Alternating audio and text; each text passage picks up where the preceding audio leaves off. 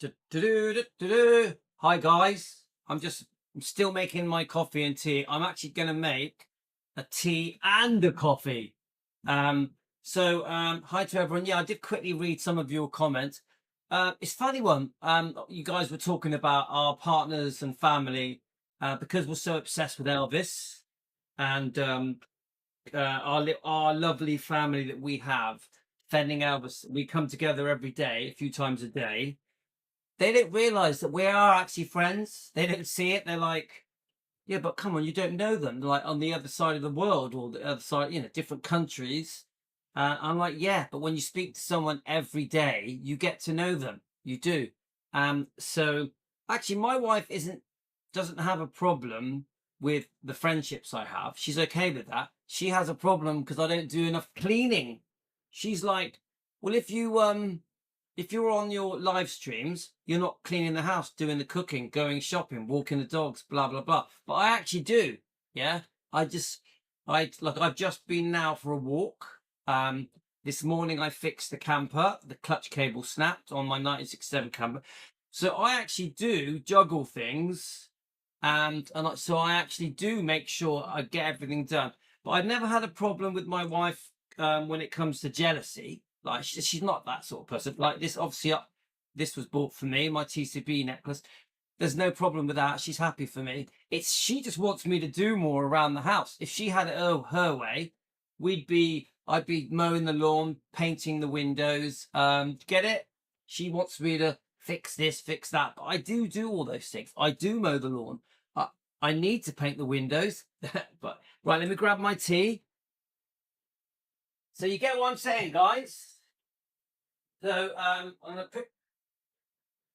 done a tea and I've done a tea and a coffee. I'm expecting this live to last a while, but it's all to do with on Tuesdays. My wife's mother has the kids every Tuesday, and my wife tends to go off with her. Yeah, so then what I do on Tuesdays, and I do it every Tuesday, I go shopping, I cook chili con carne and spaghetti so that around 5:30 they can come home and eat it. That's my job. So I'll do this live stream, yeah, and then I'll go off get the ingredients for the chili con carne and the spaghetti, and I'm trying to make this coffee at the same time. But I think I do. I think I do everything that's expected. Now, remember, my wife wants to work. So I'm just putting the ingredients for the coffee in. She chooses to work, my wife. So,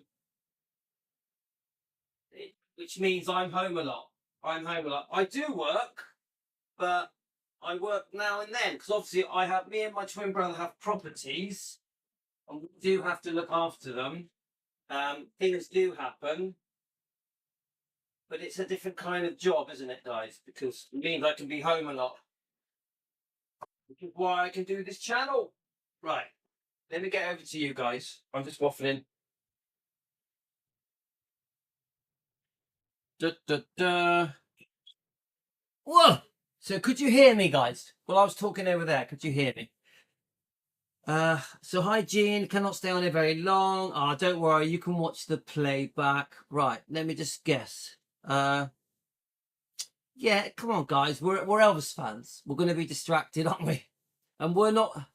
Yeah, I'm very lucky with my family. Now, we're not the average Elvis fans because we choose to defend. We choose to defend within a group called Team Elvis.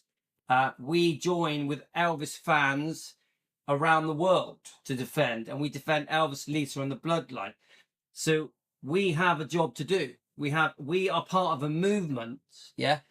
I was speaking to someone the other day. I think it was yesterday, actually. One of the researchers, and she said she feels that we are making a difference. Guys, do you guys feel that we're making a difference? Let me just look you guys up in the comments. Do you guys feel that we're making a difference? Because I do. I think we discuss topics that nobody else wants to discuss.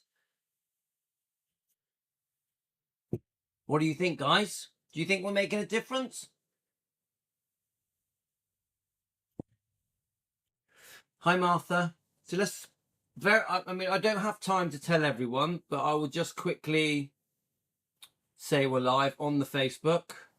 Obviously, we have a Defending Elvis Facebook page. So I'll just quickly put it on there. I do use my own personal Facebook as well. I put it on there, Louis McCready's. And I put it on the chat, the 24-hour. Don't forget, guys, we have a Defending Elvis 24-hour chat as well.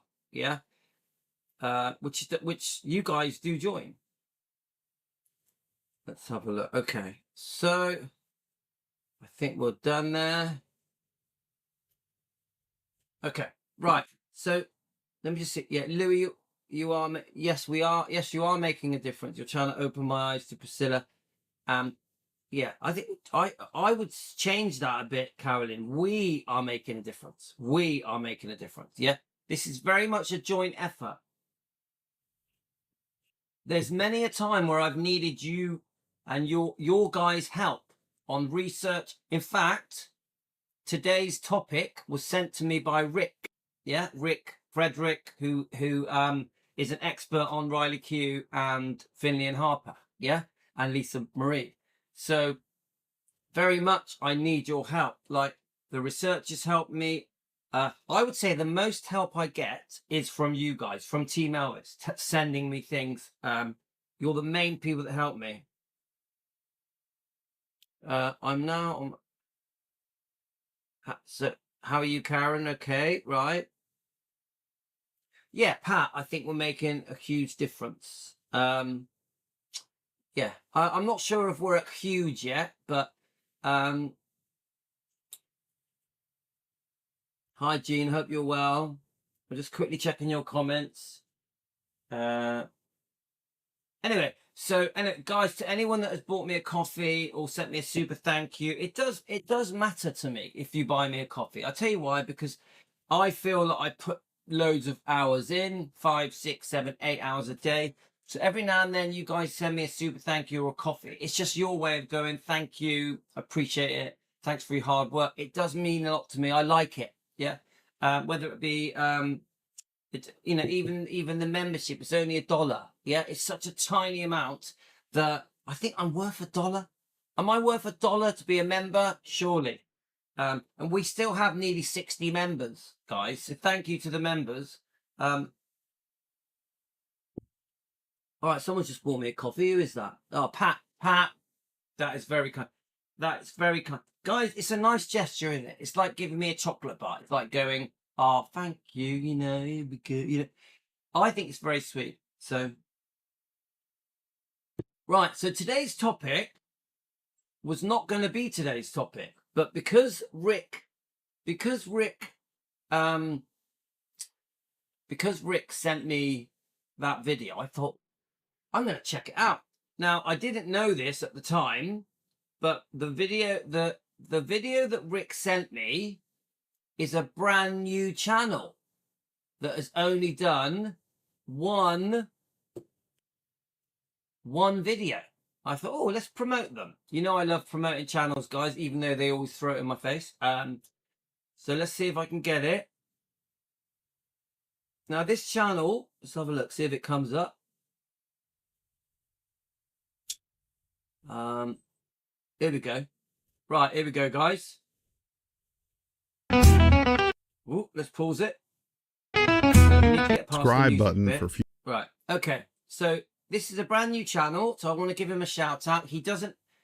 No, I did tell him we're going to review his video. And the topic is Elvis and the 1973 RCA disaster.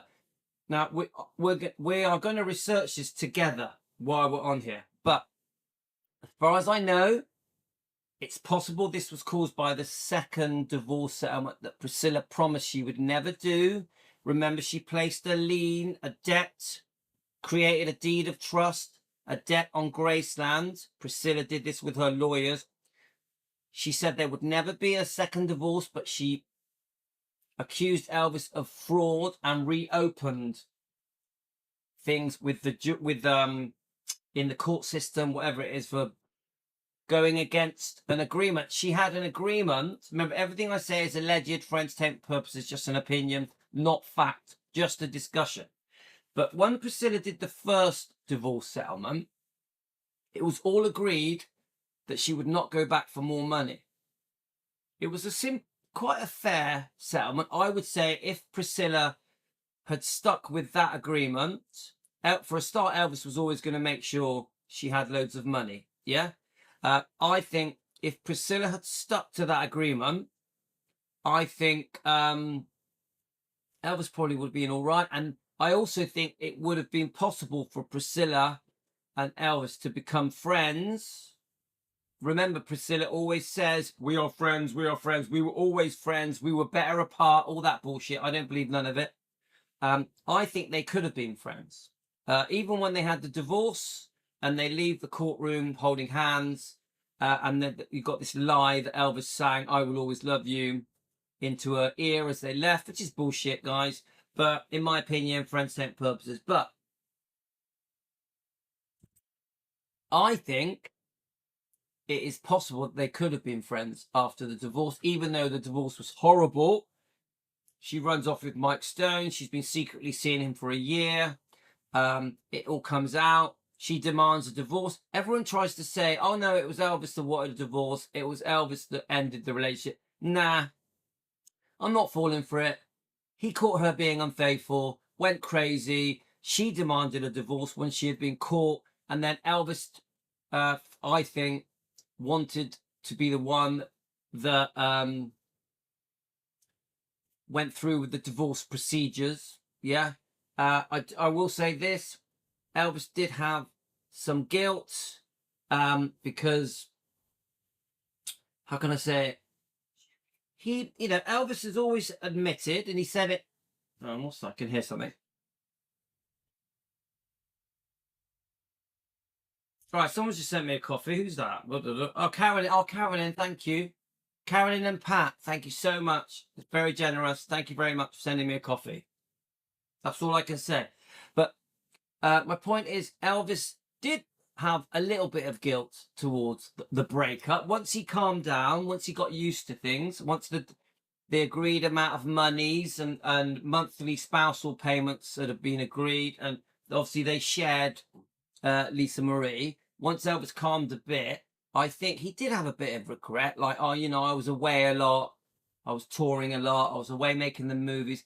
Elvis, very forgiving man, I think, started to think, oh, we were both in the wrong. Yeah. The relationship wasn't meant to be. We can do this properly. Yeah.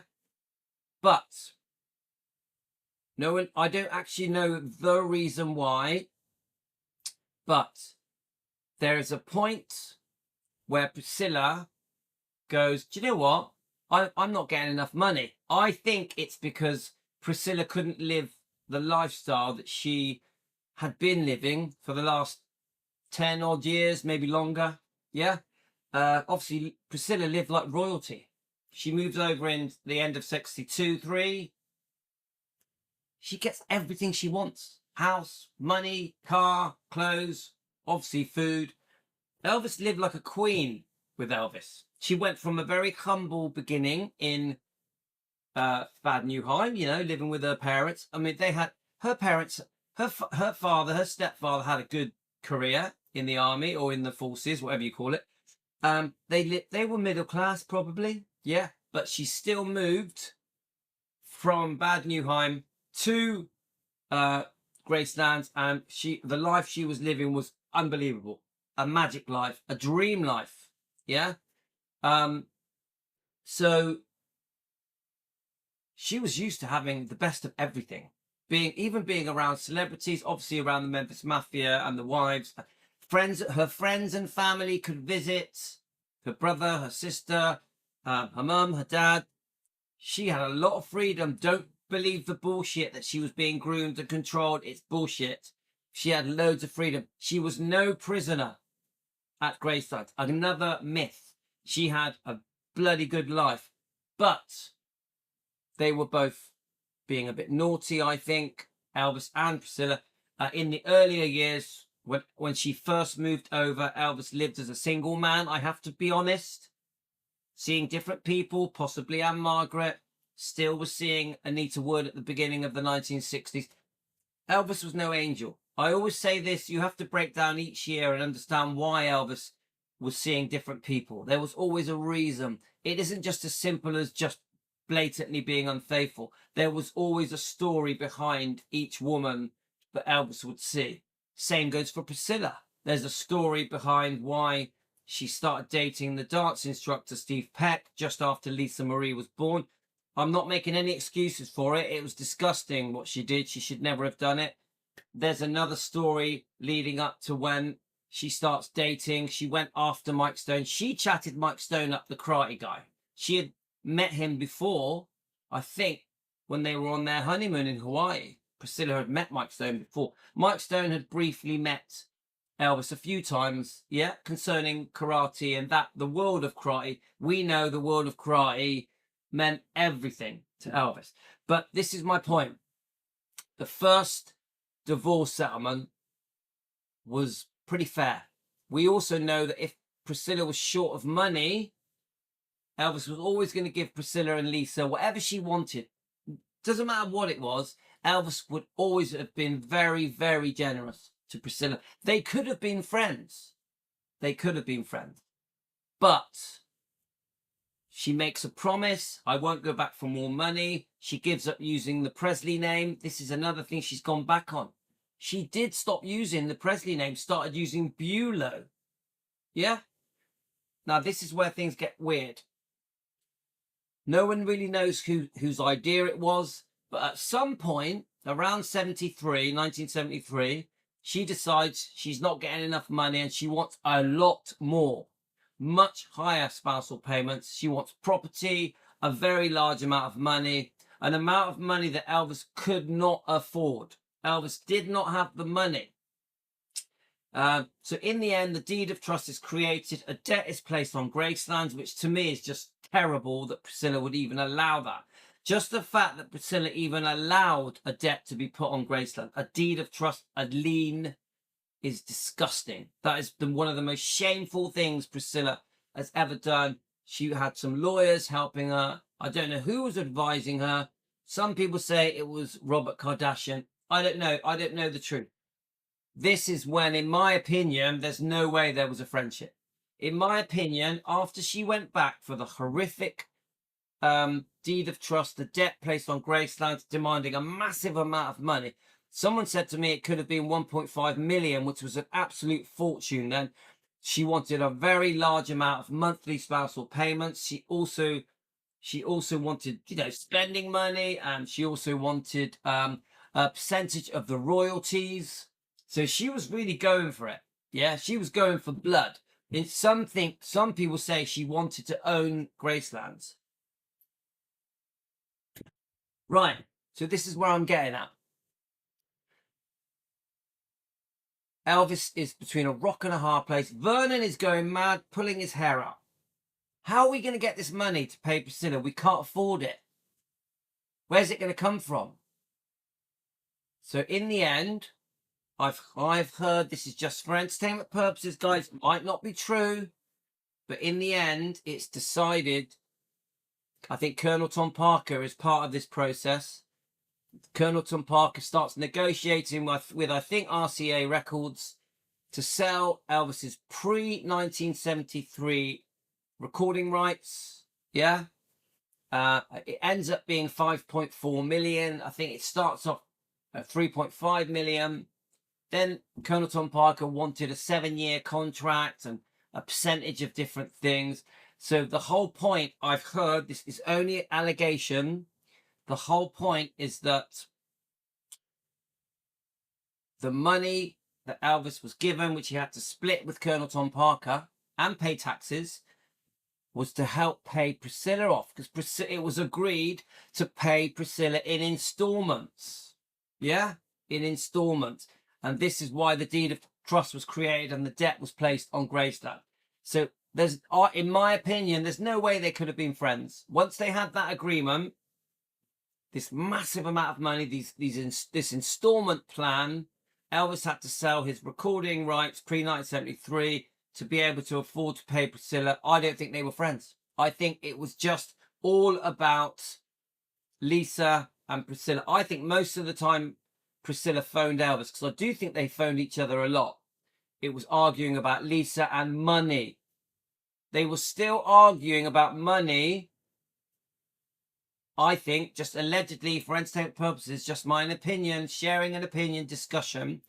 They were still arguing about money and Lisa Marie a few days before Elvis died. It's just an opinion. I can't prove that. It's not a fact. It's just a discussion. So anyway, let me just, what I'm going to do. So I've come across this video. It's a brand new channel. I want to introduce the channel and then I'm going to play the video. We're going to stop and start it. So why would Elvis remain friends with Priscilla? Was scheming? Elvis knew what sort of person. I'll tell you, Karen, I'll tell you why. Because after the first divorce settlement, it was quite a fair divorce settlement. I think Elvis was quite happy with what they'd agreed. The reason they couldn't be friends after that was because she went back on everything she promised, including, I think, secretly wanting to use the Presley name. We all know that she had to use the Presley name, don't we, guys? Yeah? That was how she made money. The Presley name was the cash cow. Yeah? She spent all the money from the first settlement and spent all the money from the second and went on to spend all the money that she made from Graceland. Thanks, Matthew. I hope you're well. Matthew, I still intend to do a live stream on your email. I just haven't got round to it. But thank Matthew from Hillbilly Cat. Please subscribe to him. That is going to be a good live stream on Al Strada. Yeah? Let's have a look. Yeah, so Jen says she would have been taken care of no matter what. It's awful what she did to Elvis, and she claims he's the love of her life. Yes, Jen. She keeps saying, "Oh, he's the love of my life. I want to be buried near him." But the way she treated him was disgusting. Very greedy, very brutal, very cruel, very cold-heartedly. Now, I always say this, guys, I don't hate Priscilla, but I will expose her wrongdoing.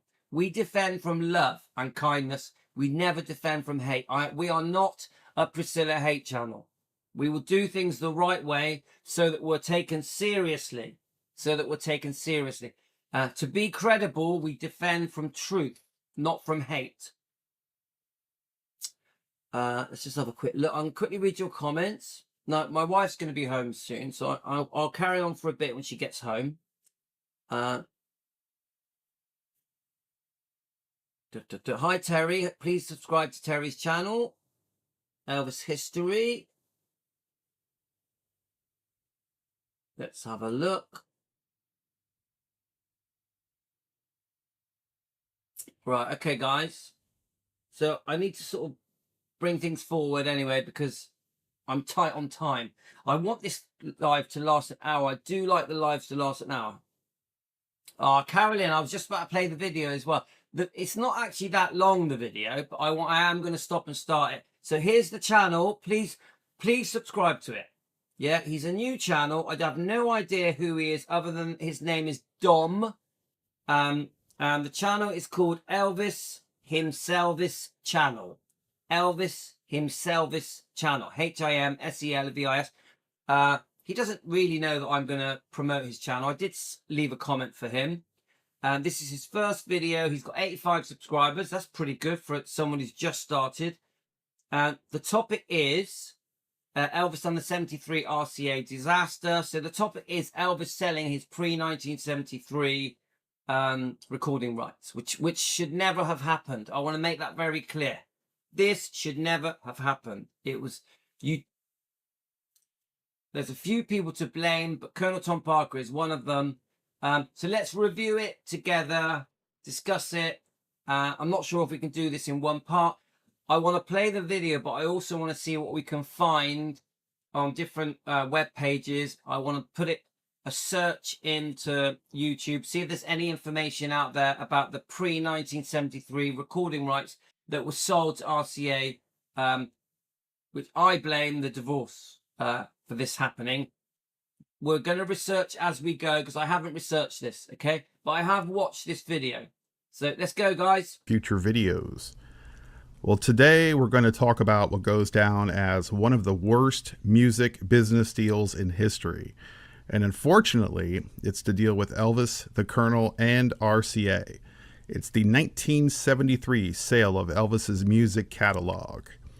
In 1973, Elvis was back on top with the previous 5 years of milestones like the 1968 comeback special, a return to live performances in 1969 in Las Vegas, the release of MGM's documentary Elvis, That's the Way It Is in 1970. The following year, in 1971, Elvis received the JC's Award for being one of the 10 most outstanding young men in America. The following year, in 1972, MGM released Elvis on Tour, their second documentary about him. And of course, January 14th, 1973, Elvis was beamed all over the world with the Elvis Aloha from Hawaii special. So this is Dom. Please subscribe to his channel. It is Elvis himself's channel. Let's give this guy a hand, yeah?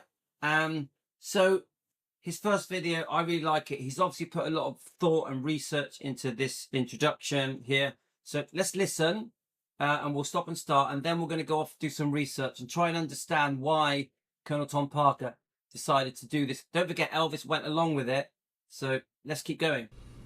Elvis was once again front and center, and his record sales were on the rise. The Aloha from Hawaii soundtrack reached #1 on both the U.S. Billboard 200 and country album charts, and it was certified gold less than a month later.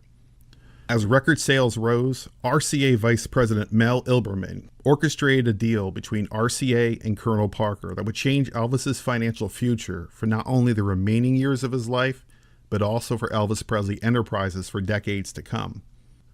RCA and Parker always had a rocky relationship. According to author Peter Guralnick, for years, Parker was a thorn in the side of the company. So is that true, guys? What do you know? Maybe Matthew knows. RCA and Colonel Tom Parker didn't get on very well. A rocky relationship. Anything you know, guys, please leave it in the comments. He was attempting to always revise contracts, make demands concerning RCA's marketing, but most importantly, royalties. One man that did not tolerate Parker's antics was RCA's newly appointed Vice President Mel Ilberman.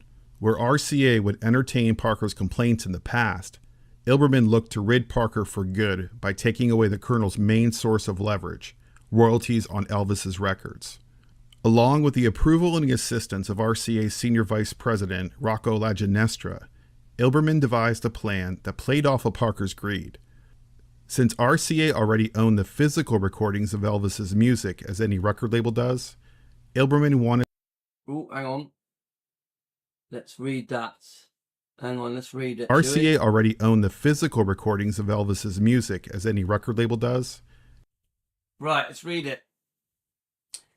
The following, right, Elvis Presley, Colonel Tom Parker, Madison, Tennessee, 21st of September 1956. So is this the original agreement? The following shall constitute an amendment of the recording agreement between you and the undersigned Radio Corporation of America RCA Victor Record Division. The recordings made by you over the Labor Day weekend for, I mean, obviously you have a thing called Labor Day, don't you guys? You lot in America. Half of you are in America. 25% of you are in the UK, the rest of you are around the world. So welcome to all of you. If you're waking up in America or anywhere in the world, I hope you had a good night's sleep, guys. Make yourself coffee. So we've got RCA Victor Record Division, the recording made by you on Labor Day. In England, we call it bank holiday, yeah?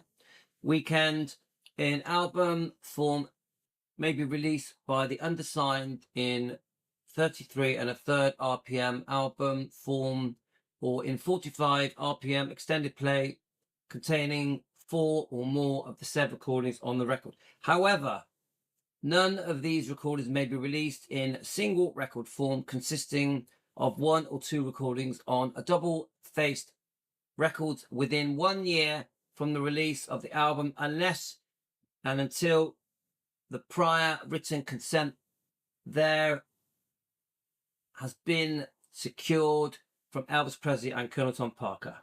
It is agreed that we will not release more than one single record from this album in any 30-day period without permission.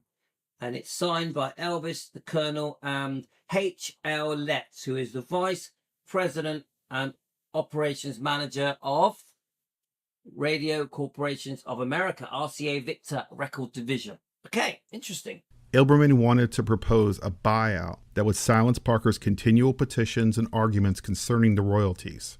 To date, in 1973, Elvis recorded over 700 songs for both studio releases and film soundtracks. The deal would see RCA purchasing the right to all future royalties for every song recorded by Elvis, from the initial Sun Record releases purchased by RCA in 1955 to the current date in 1973. With the purchase of the catalog, Elvis and Parker would forfeit future royalties by receiving a single lump sum payment. Right, I want to play that bit again. I want to really absorb that in my brain. Right, here we go, guys. Go. To date, in 1973, Elvis recorded over 700 songs for both studio releases and film soundtracks. The deal would see RCA purchasing the right to all future royalties for every song recorded by Elvis, from the initial Sun Record releases purchased by RCA in 1955 to the current date in 1973. With the purchase of the catalog, Elvis and Parker would forfeit future royalties by receiving a single lump sum payment. And I'm guessing that is the 5.4 million, yeah, which is laughable. Let's have a look. Let me just check your comments quickly. Hi, Dan. Colonel did not want to sell the rights. Colonel had worked for years to secure special royalty rights. Why would he want to give up all that and work? I'm confused with that comment, Hillbilly. What do you mean? Because he did sell them, yeah? She's greedy and selfish. Right, hi, Donna. How are you, Donna? Welcome to Team Elvis. Are you new? Donna, have you been on our show before? Elvis had to legally pay money to Priscilla. What blame does Colonel Parker bear? Right. Okay, let me just quickly go through. This had nothing to do with Colonel's greed. It was about Elvis's financial need. Well, who knows? Who knows, guys? Maybe a mixture of both. What do you reckon, Matt? The Colonel, you know, or could it have just been that he couldn't afford to pay Priscilla? Yeah, I do agree. I think Elvis's income obviously would go up and down, but you think about it. So was this done? What year was this done? Don't forget, Elvis's concerts were always sellout. So Elvis had money. I know that he was obviously a massive spender, and he had Priscilla to contend with financially. So there's going to be a mixture of reasons, was it? Parker was not a gambler. He was a snowman. The gambling was a snow show. I don't agree with that. Are you saying Colonel Tom Parker didn't have a problem with gambling? I can't agree to that. But is that what you're saying? Matt, give me a bit more detail. Who said Colonel was a gambler? The same people who said Elvis was a drug addict. Nah, sorry, mate. I'm not falling for that one. I'm not falling. He lived in those casinos. Let me just think. But, you know, it is a topic we can discuss. Was Colonel Tom Parker a gambler? I'd like to discuss it. Why not? But I'd like to have proof, yeah, of everything we say concerning the Colonel. We have to prove it. It can't be hearsay or Chinese whispers. Matt, I thought I'd read that. Colonel suggested that I told Elvis how much he would make. I must have read it wrong.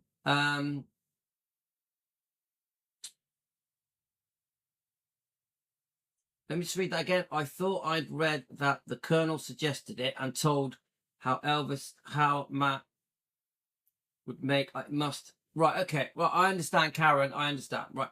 So remember, Matthew is a researcher, but it doesn't mean everything he says is correct. Matthew does get things wrong sometimes. No offense, mate. I love you, Matt. Love your channel. You do get things wrong sometimes. Remember, none of us were there.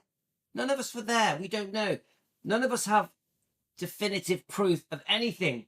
even if it was in a book, even if you've got receipts and contracts and lawsuits, everything, if you read between the lines, you can see it from a different point of view. It isn't easy defending Elvis.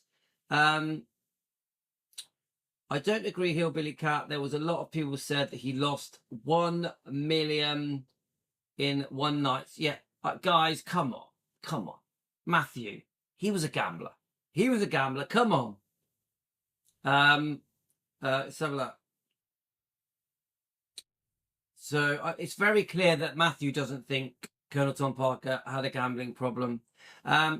He put on a show in the casino and then and he said he never owed any money. It was, I'm sorry, Matt, you're not going to win me over on this. I'm sorry. I think most people here are going to disagree with you. But don't forget, we can agree to disagree. It's okay. I'd love to discuss this topic though. Matt, send me some proof. Because your research is excellent. Matt, send me some proof that Colonel Tom Parker didn't have a gambling problem. I'd love to see it. It is widely reported that everyone around the Colonel. Yeah, Carly. Thank you, Carly. Carly, I'm with you on this. Sorry, Matt.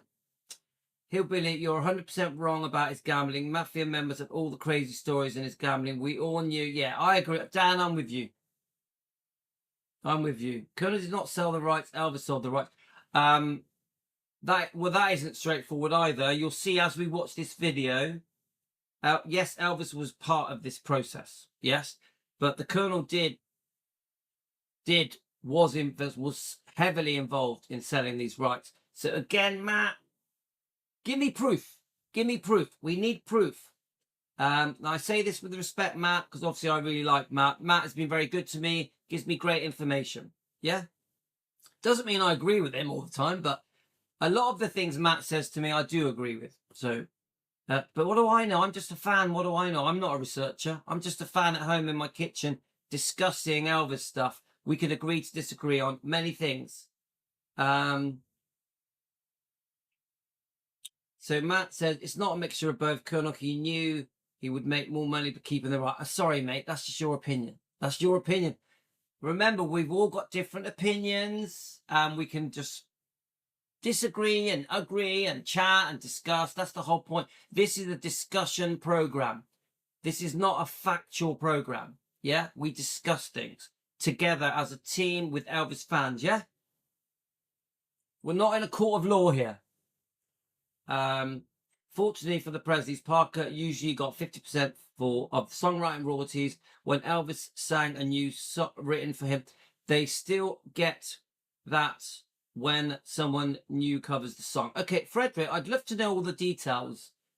And welcome, Frederick. We're doing this topic because of you, Frederick, because you sent me this video. I believe he was a massive gambler. Yeah, come on. For entertainment purposes.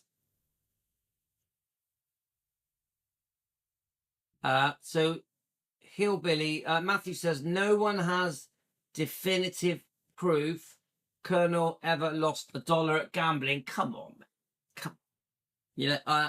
I'm sorry, you're barking up the wrong tree, mate. But I tell you what, I will challenge people.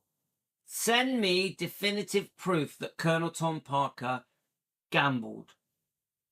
Any proof that Colonel Tom Parker gambled, please send it me. Anyone out there, any researchers, any fans that do a lot of research, send it me, because I think Matt has the right to want to see proof that Colonel Tom Parker did gamble or didn't gamble. Yeah? I think, yeah, why not? I got a feeling you're going to lose this one, Matt, but who knows? The Colonel negotiated the sale. The Colonel did not sell the rights. Elvis made the final decision. Okay, we're going to play this and see how that plays out.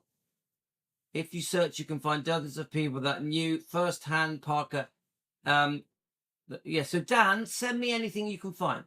I've seen the Memphis Mafia videos. I've seen Joe Esposito and Larry Geller and Charlie Hodge all talking about the Colonel gambling an absolute fortune. I think I've even seen Sonny West talking about it. So again, is that definitive proof? Well, they were there. Would I call it definitive? But if so many are saying it, it does make you think it's probably true. Yeah. So Elvis Presley paid for Scylla to bonk her male prostitute. Ah, what are you on about, Larry? Tom Parker was at the time owed gambling money and was all about the backroom dealing. Okay, Larry.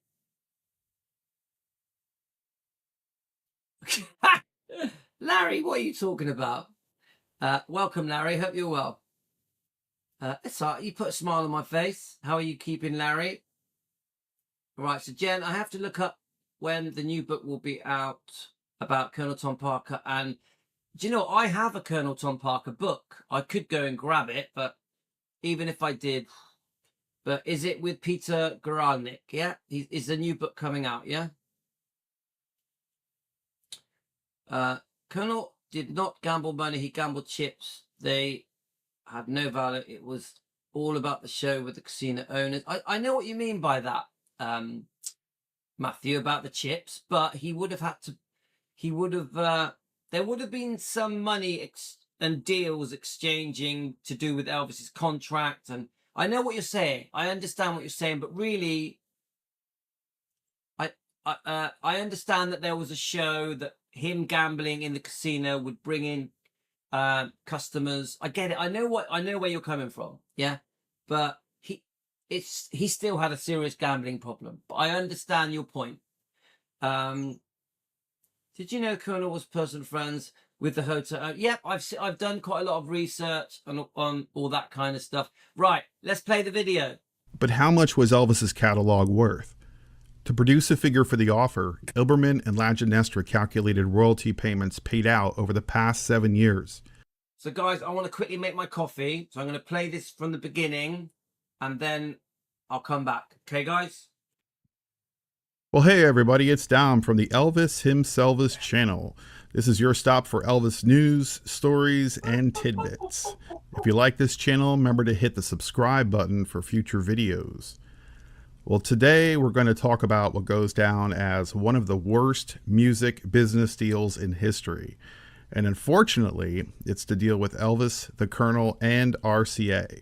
It's the 1973 sale of Elvis's music catalog. In 1973, Elvis was back on top with the previous 5 years of milestones like the 1968 comeback special, a return to live performances in 1969 in Las Vegas, the release of MGM's documentary Elvis, That's the Way It Is in 1970. The following year, in 1971, Elvis received the Jaycees Award for being one of the 10 most outstanding young men in America. The following year, in 1972, MGM released Elvis on Tour, their second documentary about him. And of course, January 14th, 1973, Elvis was beamed all over the world with the Elvis Aloha from Hawaii special. Elvis was once again front and center, and his record sales were on the rise. The Aloha from Hawaii soundtrack reached #1 on both the U.S. Billboard 200 and country album charts, and it was certified gold less than a month later. As record sales rose, RCA Vice President Mel Ilberman orchestrated a deal between RCA and Colonel Parker that would change Elvis's financial future for not only the remaining years of his life, but also for Elvis Presley Enterprises for decades to come. RCA and Parker always had a rocky relationship. According to author Peter Guralnick, for years Parker was a thorn in the side of the company. He was attempting to always revise contracts, make demands concerning RCA's marketing, but most importantly, royalties. One man that did not tolerate Parker's antics was RCA's newly appointed Vice President Mel Ilberman. Where RCA would entertain Parker's complaints in the past, Ilberman looked to rid Parker for good by taking away the Colonel's main source of leverage, royalties on Elvis's records. Along with the approval and the assistance of RCA's Senior Vice President Rocco Lagenestra, Ilberman devised a plan that played off of Parker's greed. Since RCA already owned the physical recordings of Elvis's music as any record label does, Ilberman wanted to propose a buyout that would silence Parker's continual petitions and arguments concerning the royalties. Right, sorry about that, guys. I'm making a coffee. I'll let it play because this is very interesting, and then we can read your comments. Okay, it's pretty obvious we're going to have to do a part 2. My wife just got back, but I'm enjoying this, guys. This is very interesting. To date, in 1973, Elvis recorded over 700 songs for both studio releases and film soundtracks.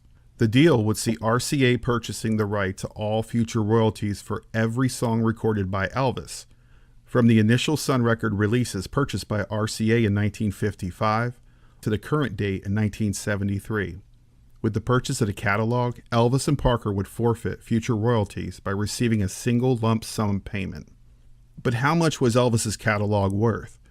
To produce a figure for the offer, Ilberman and Lagenestra calculated royalty payments paid out over the past 7 years. They're showing Elvis receiving an average of $400,000 to. So is this them working out how much profit they may make if they buy Elvis's pre-1973 recording rights? $500,000 annually in domestic royalties, as well as an additional estimated 33% in foreign payments. In total, RCA estimated Elvis's royalty payments as $600,000 in an average year. Feeling the past would equal the future, Ilberman and Lagenestra came up with a purchase offer of $3 million. Right, let's stop it there. So obviously, they're trying to do their maths. It's all got to be win-win, yeah? Remember, do they even know that Elvis was in a spot of bother concerning Priscilla, that there was this, her lawyers were trying to get more money? I don't know what the state of Elvis's income was. Was it up or down? Hello? Was it up or down? I don't know what the income was. Was it up or down at this point? I think she left first. Was the income up or down? I don't know, guys. As far as I know, all of his concerts were sellout. Yeah, all of them. Is that true? Can we confirm that? Was every concert Elvis did a sellout concert? Was it? Because if it was, his income is pretty up there. Yeah, I know that obviously he was a big spender, gave a lot to charity, paid for a lot of people, had a lot of staff, you know, loads of running costs. I think, didn't Colonel Tom Parker only take his share of the profits after expenses? Is that true? We know about the 50-50 deal on certain things. Wasn't some of it 25%? Yeah. But on the 50-50 deal, did Colonel Tom Parker only take his share after expenses? Is that true? Is that true? I don't know, guys. Remember, I ain't no expert. I'm no researcher. I'm just a fan in my kitchen talking about Elvis, discussing it with you guys for entertainment purposes. An investment the two men calculated to be a profit for RCA within the next 5 to 6 years. With Elvis's okay, the meeting with Parker took place at the Spa Hotel in Palm Springs, but the Colonel did not agree to RCA's first proposal. In typical Parker fashion, he left the meeting informing Ilberman and Lagenestra that he would get back to them. Okay, typical Colonel Tom Parker is going to negotiate it. So this person, I think his name's Dom, who runs this channel called Elvis Himself is the channel. Please subscribe to it. Elvis Himself is a new channel. It's his first video. Let's give this guy a hand. So let's read some of your comments. We are going to have to come back for a part 2 on this, guys. The Colonel negotiated the sale of Colonel, did not sell the rights. Elvis made the decision. Well, let's look into that, yeah? If you search, you can find dozens of people that knew. Right, okay, we've read that. Hang on a minute, guys. Let's catch up here. Let me get right. Honolulu, how are you? Hope you're well. Slots didn't take chips then, and there are plenty of videos of Parker throwing money into several different slots around him. Bonja even states that Parker had him throwing money in the slots.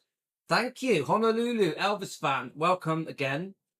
There we are. So come on, Matt. What do you think about that? Right. That's a very good point, my friend. When Elvis passed away, he owed the Colonel millions of dollars he had borrowed over the last few years, and Colonel was still solvent. Does that not sound like a degenerate gambler? Well, I'd want to prove that he was solvent. No one's used the word degenerate. You're the only person that's used the word degenerate. Remember, we can have a discussion here. We can debate. We can disagree, agree to disagree. Let's keep it respectful. Yeah. I understand Dan having strong feelings about this. I understand Karen having strong feelings about this. And I welcome Honolulu's comment, because he does prove that what you're saying isn't fully correct. Because, yes, he did gamble money. He did gamble money in the slot machines, and he did love the slot machines. So come on, we've got to be fair here. Let's be fair, yeah? So remember, Colonel Tom Parker was trying to make money and do deals even after Elvis died. I know Priscilla and Vernon still wanted Colonel Tom Parker to carry on managing Gracelands, didn't she? So it's a completely different life, but that all, I'm forgetting his name now, the Tool guy, Tual. That's a whole different life. How power was taken away from the Colonel, yeah? We'll do a live on that, actually, because it's very interesting, yeah? A few of you have mentioned it. Tell me the name of this guy, this judge, that took away Colonel Tom Parker's power, this whole 50-50 bullshit deal. Remember, I'm just a fan, guys, so you help me. The stories about the millions lost are at the roulette tables. The slots were a tiny money. Yeah, but it still happened. And you can't, those slots, you could spend a fortune on those slots.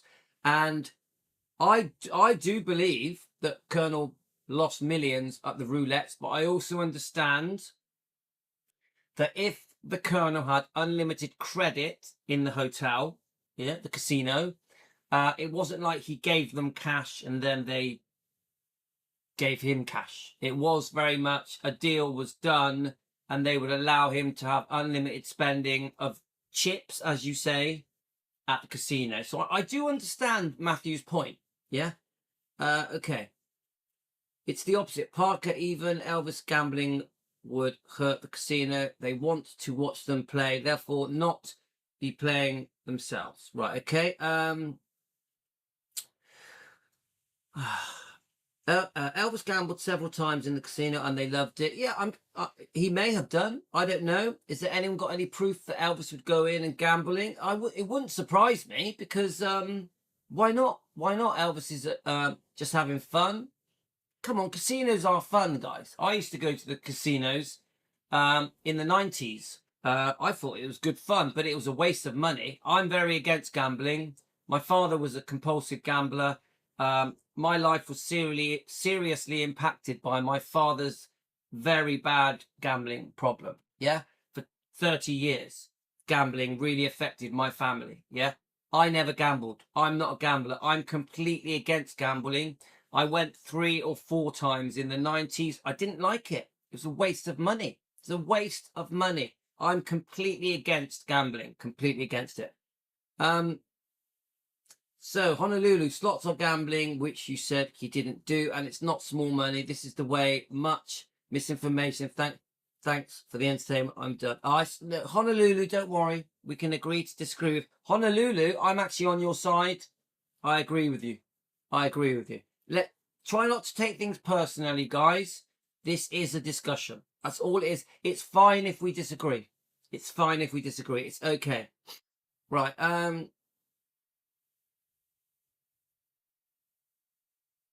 Now remember, Matthew, Matthew, that you are just a fan like me. You weren't there. You've done your research. You have what you believe. Many of the people here will have different views, have done different research and believe different things. None of us really know what really went on. So it's okay that we agree on stuff, disagree on stuff. It's okay. Never take it personally. Never take it personally. Hillbilly Cat, what are you basing the information on if it's not stuff you have read and heard? Okay, very good point, Carly.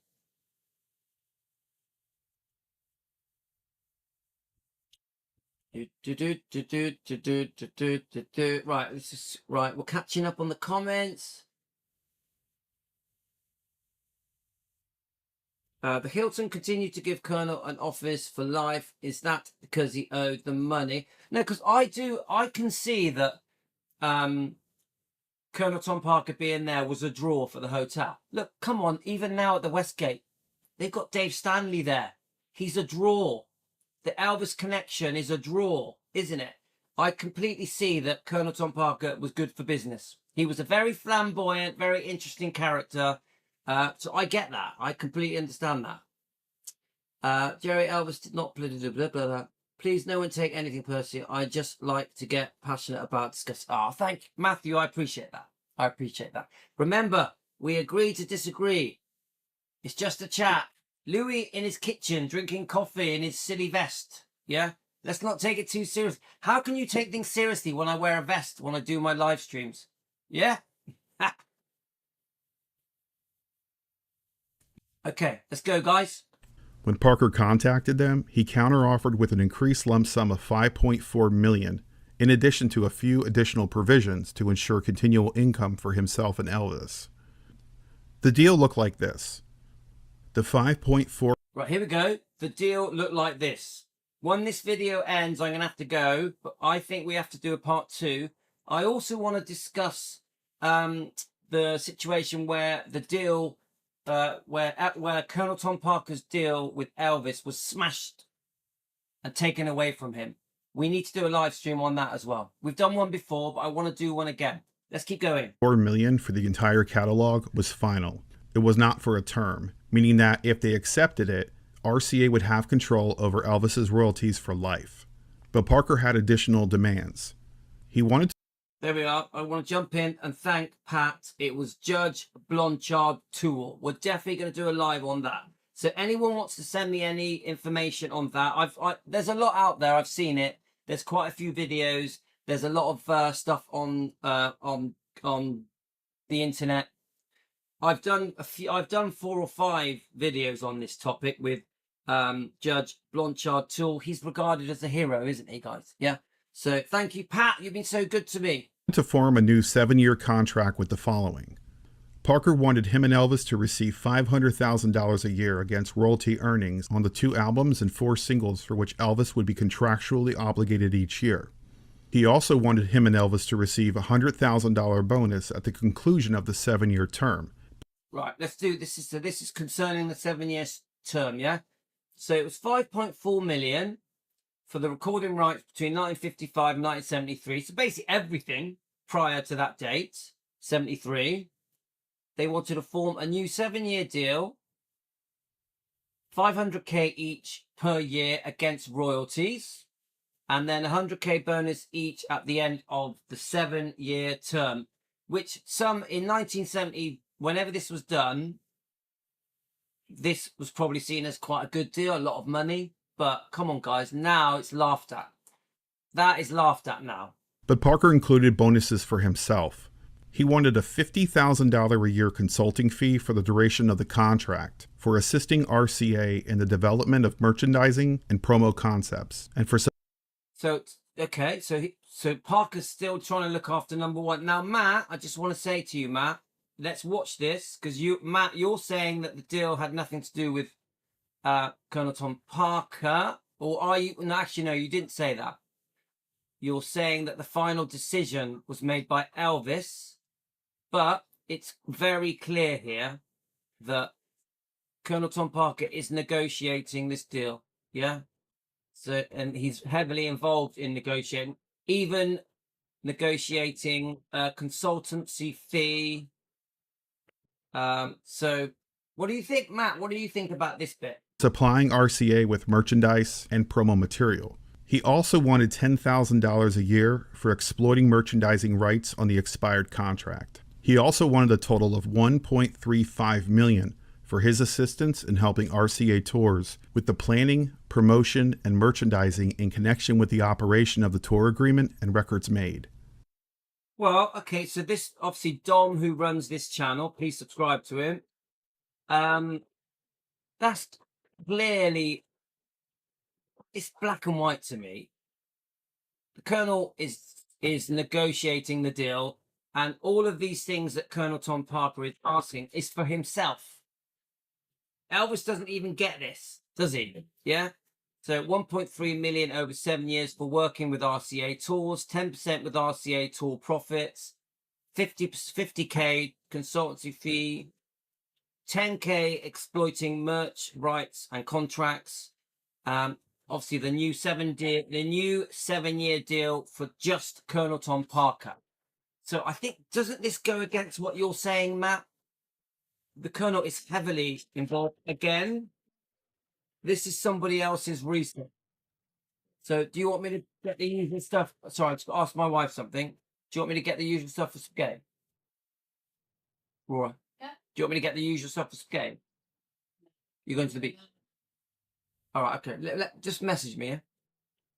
Are you eating lunchtime or tea time? Tea time. Yeah. All right, okay. Well, I'll come and join you. All right, okay.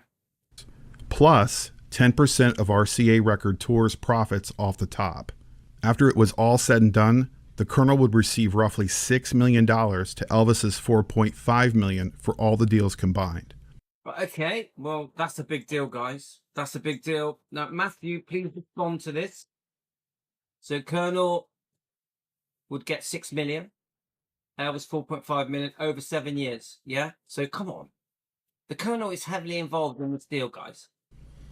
Langenestra and Ilberman wanted to get the deal done, so they accommodated the Colonel's demands. But they made it clear that there would be absolutely no interference from Parker. With the deal done, RCA would now establish that they could do whatever they wanted to do with all music to date. Okay, now I think Dan has just said about the 50%. Dan, I don't think the deal was 50% across the board. It isn't. We have to try and be fair, yeah?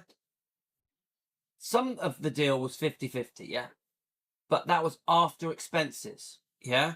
Some of the deal was 25%, yeah? So I know that everyone thinks, oh, yes, the Colonel got half of everything. No, we have to be fair. It isn't as straightforward as that. I do think we need to do a live stream and discuss this. Yeah, 100%. I'll meet you on Uphill Beach. Yeah.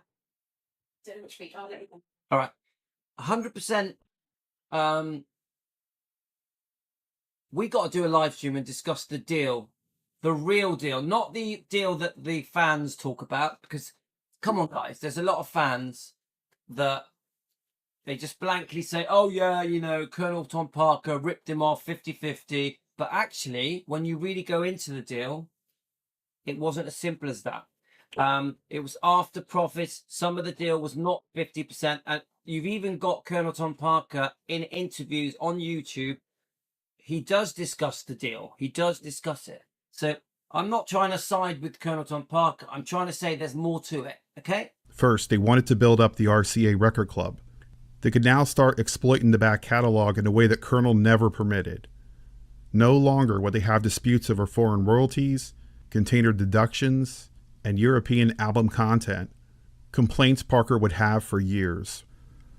So the big question on everyone's mind is, how could Elvis or Vernon let this happen? Well, Elvis actually approved Parker going through with the deal. And Vernon, he handled the money, but he really wasn't too financially savvy, especially when it comes to contracts. Parker had sole control over all contracts and agreements, with not only... Hang on, Matthew, that's for you, mate.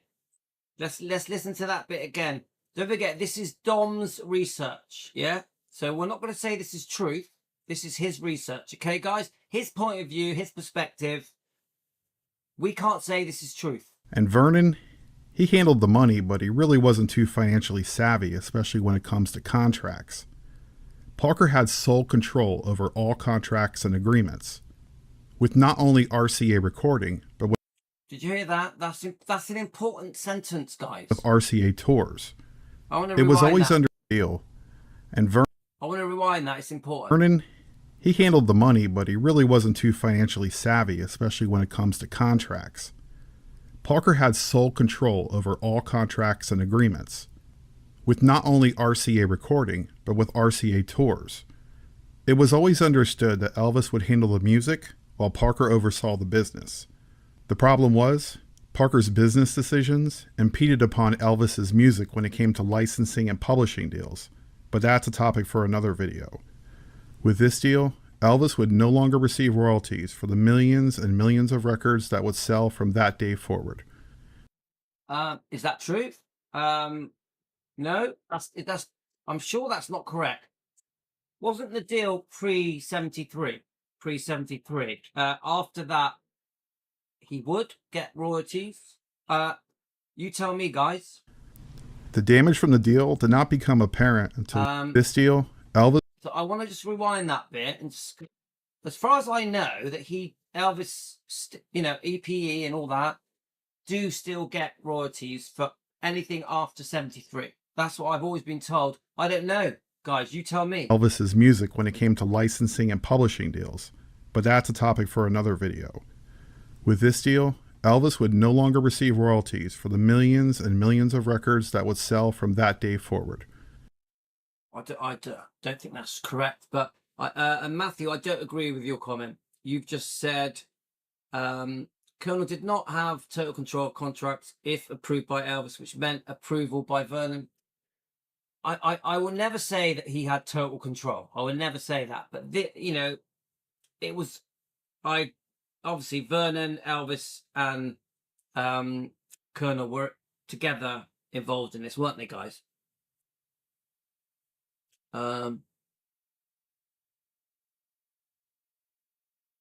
Yeah, so Matthew says he got royalties after 73. I thought that as well, so I'm a bit unsure about that part. Yes, even Dan has confirmed that. Okay, let's keep going. The damage from the deal did not become apparent until years later when Elvis died. Upon his death on August 16, 1977, record stores had difficulty keeping Elvis's music in stock. RCA took a chance on the purchase in 1973, wondering if they'd make a return. Little did anyone know, including RCA, that Elvis's death would equal an unimaginable return on their investment for the following decades. Parker continued. So I'm confused. Is he saying that RCA, after Elvis died, God rest his soul, then bought the recording rights after 73? Is that true? Is that true? To receive his share of the 50-50 split with Elvis until a suit was filed against him in 1981 by Elvis's estate. Right, Alan, we need to go back a bit on this because it's jumping around a bit. Now remember, I haven't watched this bit, guys. Let's play it again, yeah?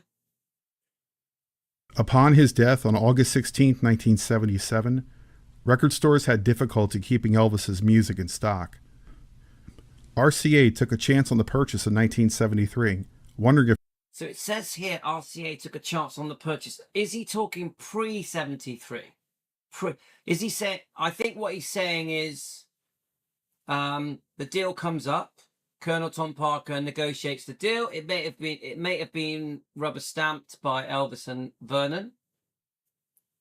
It was a big gamble.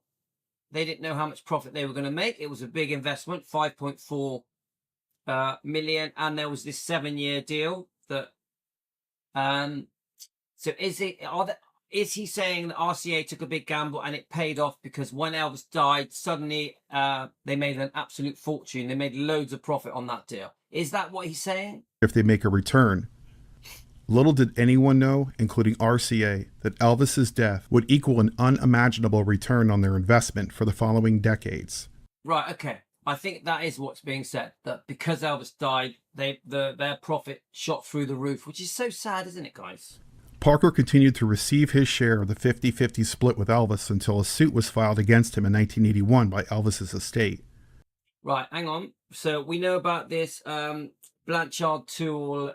We know about that situation. He may mention it now. Let me just read this bit here. A judge says, a judge says Colonel Tom Parker made so much money by molding truck driver Elvis Presley International. The probate judge, Joseph Evans, on Friday ordered Presley's estate to file suit against the cigar-chewing manager 45 days to seek payment because of alleged fraud in Parker's dealings with Presley, okay? Probate judge Joseph Evans of Shelby County, Tennessee, called Parker's actions excessive and a shock to the conscience of the court. Isn't that what led to Blanchard Tool getting involved? It wasn't Blanchard Tool appointed for this, yeah? Parker was stripped of any further income generated by Elvis's name the damage was done.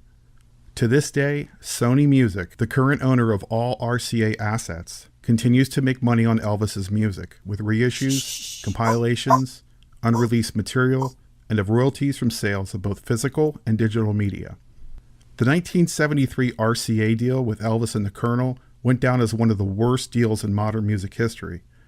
But I think that's true, guys. I think that's true. I'd like to believe some good came of it. I'm finishing. Today, it's a legendary story, but it also stands as an example for future artists of how, when unmonitored, your representation can become your biggest enemy. Hey, if you like what you saw and you want to see more videos from the channel, just hit subscribe and don't forget to... So guys, please subscribe to him. I'm just going to play that last bit again because my son came in the room, so I missed it, and the dog's barking. So let's just play this again, and then we're probably going to have to come back and do a part 2. Okay, guys? So let's just...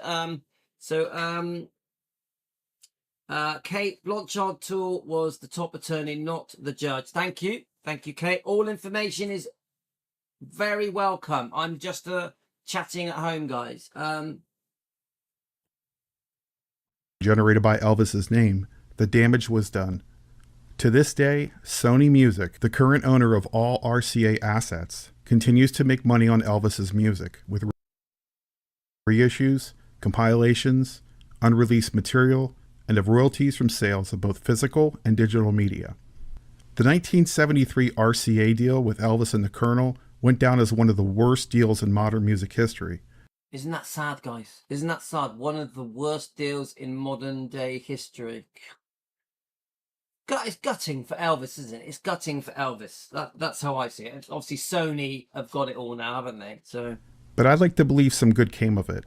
Today, it's a legendary story, but it also stands as an example for future artists of how, when unmonitored, your representation can become your biggest enemy. Hey, if you like what you saw and you want to see more videos from the channel, just hit subscribe and don't forget to give this video a thumbs up so we can share Elvis with many other fans out there. I'm Dom, and I'll see you next time from the... Want to see more videos from the channel? Just hit subscribe and don't forget to give this video a thumbs up so we can share Elvis with many other fans out there. I'm Dom, and I'll see you next time from the Elvis Himselvis channel. From the Elvis Himselvis channel. So obviously, yeah, it was Frederick that sent me this video. Thank you so much, Frederick. This is brilliant. Yeah, I've really enjoyed this. So I just want to get the channel up so we can promote it. I do think we need to come back and carry on with this topic. It won't be my next live stream, but I think we can revisit this and try and understand the deal that happened with Colonel Tom Parker and with Elvis, with Vernon, the different figures, what was included, all that kind of stuff. So this is the channel, guys. Please subscribe to them. Elvis Himselvis channel. Dom is his name. It's his first video. I think he's just started this channel very recently. Like, he started it on the 26th of June, 2025. Huh? That doesn't make sense. What's the date, Ria? Oh, yes, it does. Yeah. No, it's 1st of July, isn't it? So, it's what my son's here, Ria. So, he only started this channel days ago. So, I can see when we started this live, he had about 80 subscribers. He's already up to 95 subscribers. So, we're helping already, guys. Please subscribe to this channel. I liked it. It was good. He's obviously done a lot of research. I like the way the whole channel looks. He's called the video Elvis and the 1973 RCA disaster. Let's see if there's a write-up here. It says, welcome to the Elvis Himselvis channel, a place for news and stories and tidbits about the king of rock and roll. Okay. Well, let's give him a comment. So we click on it. And for supplying our... So let's go on to the channel. I did say, if you look, I say, interesting. Hi, Dom. I may review this on my channel. Is that okay? Good luck with the channel. I'll give you a shout out. So I have already commented on there. So he's got a few comments. What insanity? Let's have a look.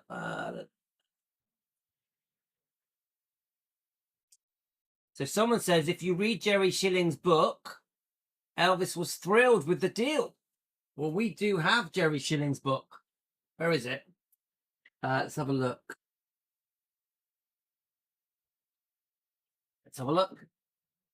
So we do have Jerry Schilling's book. So if someone can tell me what page it's on, I'd like to know where it shows that Elvis was thrilled with the deal. Is there any mention here? No. So if anyone knows the page it's on, I'd like to read that. Let's have a look. Don't forget, the amounts of money in the 70s is very different than the amount compared to the amounts now, isn't it, guys? So Elvis should have fired Colonel. 100% royalties, all minutes recorded. But after Graceland sued RCA, EP Enterprises would receive 100% of all music recorded after 73. That's an important thing, guys. After Graceland sued RCA, Elvis Presley Enterprises would receive 100% of royalties on all music recorded after 73. I thought so. I thought that. I thought EPE, Elvis Presley Enterprises, received all the royalties after 1973. It's what I thought. That confirms what I was thinking. Let's have a look. RCA didn't have the right to create albums that didn't exist.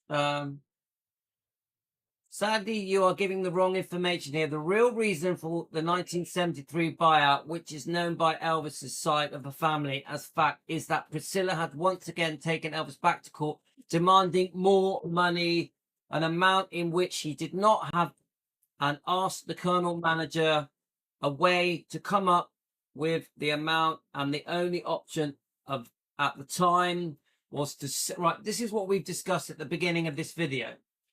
Let me read this bit, guys. And the only option at the time was to sell the rights prior to 1973 to RCA. People need to stop blaming the Colonel. First off, Elvis was a grown man and have the right to agree or disagree in any of the financial situations. And secondly, not only Elvis's foolish spending habits, I wouldn't want to call it foolish. He was just bloody generous. He was just really generous, yeah? And a really kind man, wanted to help everyone, yeah? Let's have a look. He can be partly to blame, but also the decision to marry Priscilla, who he calls a gold digger, which she was, yeah? People act like Elvis was this weak human that was under hypnotic control by his manager. Elvis was in control of his decisions in life and not a puppet on a string like everyone seems to think after watching that complete garbage Baz movie. Right, okay, well, that sort of goes along with what Matthew was trying to say, that ultimately Elvis had to agree to the deal. But I will say this, that Elvis tended to go along with what the Colonel Parker dealings were, didn't he? Because he trusted Colonel Tom Parker to get the most amount of money out of a deal. Probably at the time, Colonel Tom Parker probably did negotiate a very generous deal for Elvis. But I think where Colonel Tom Parker goes wrong is that his foresight. Don't forget, Elvis, one of the most successful artists of all time, yeah? I don't think Colonel Tom Parker properly grasped just how valuable it was what he was selling. Elvis's the rights to Elvis's backlog of records, yeah, going way back to 1955, yeah. So Colonel Tom Parker and Elvis probably felt they were getting a good deal at the time, but it wasn't. It wasn't. So I think they massively underestimated just how much that contract was going to be worth. Yeah, that deal would make profit for Sony, for RCA. Yeah, you get it, guys. I heard Elvis happy with the deal, but again, his money management sucked. He should have invested some money. He made a lot, but lived year to year. I do agree he lived year to year, guys. Elvis probably should have pleaded poverty to force Scylla to take a smaller settlement, like Lisa was doing against her lover ex. Yeah, Michael Lockwood. Yeah. Colonel had major problems with gambling. It was a sellout. Right. There's over 40 of you watching. Thank you so much for joining us. This has been a bloody good live, guys. This has been, woo, like one of my favorite lives. Yeah. I've thoroughly enjoyed this, guys. This has been excellent. A very interesting topic, I think. There's much more to do on this topic. We really can go into the deal a lot more. We do need to discuss Blanchard Tool. We do need to discuss just how bad Colonel Tom Parker's gambling was. I'd like to know just how involved Vernon and Elvis was when these kind of contracts were being signed. My impression with Elvis is very much that he just left things to Colonel Tom Parker, but I do agree with Matt that Vernon probably did try to get involved, but wasn't a businessman. Vernon wasn't a businessman. He had his son's interests at heart. He tried to do the best for his son Elvis. I think Vernon trusted Colonel Tom Parker too much, because I've heard Vernon and Priscilla wanted Colonel Tom Parker to stay as manager even after Elvis died. Yeah, so it's complicated, guys. It's complicated. Thanks, Pat, if you just joined, have you? Well done, Pat. Remember, becoming a member of this channel, it's $1. $1. So if anyone's enjoyed this, get us a coffee, send us a super thank you, like, subscribe. Membership is only $1. Guys, this has been great. This has been great. One of my favorite lives. Take care, guys. I'm gonna have to go. I'm gonna walk the dogs, and I'm gonna go meet my wife. We're going on the beach. I will try and do a dog walk. Okay. I'll try and do 2 walks. Let's just see. So I may come back on in half an hour on the keto channel to do a dog walk. Okay, guys. Thanks for joining me. I appreciate all of you. We can agree to disagree, guys. It's okay. Don't take things personally. Yeah. It's just a hot potato topic. Take care, everyone. Love you all. You're the best. I really appreciate you. Team Elvis, you rock. Team Elvis taking care of business, guys. All the best. Out of here.